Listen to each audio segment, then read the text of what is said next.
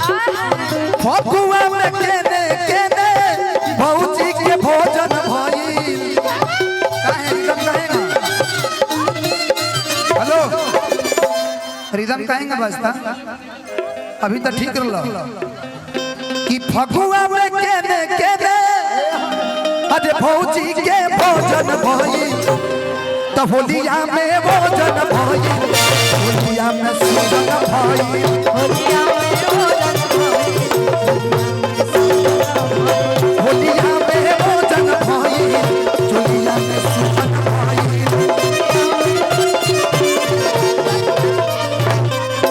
हमरा के तड़पा के तू बोला ना का पैमा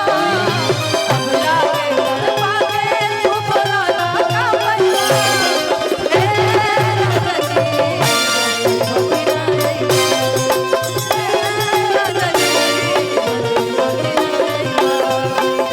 होलिया में भोजन भइल होलिया में सुजन भइल अंकेश भैया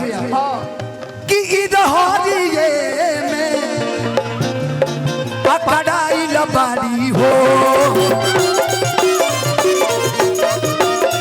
हेलो हेलो हेलो अबीर अबीर अबीर कहाँ अबीर इधर दे दीजिए कि अरे होलिए में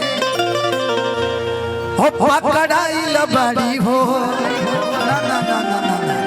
हरा ही ये लगेगा हरा वाला छूटता नहीं है लाल छूट जाएगा ये हमारे यहाँ का रंग है आधे ऊपर से नीचे ले लगाई लबारी हो चुनू भैया थोड़ा सा आ जाएंगे थोड़ा कृपया थोड़ा सा साइड आधे होलिए में इधर लबारी हो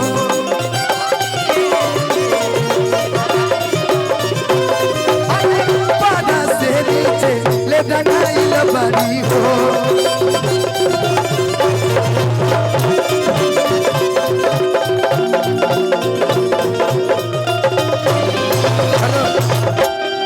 बाबा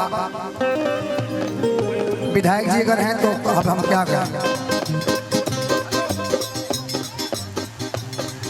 हमारे मंच पर होली की शुभकामना बधाई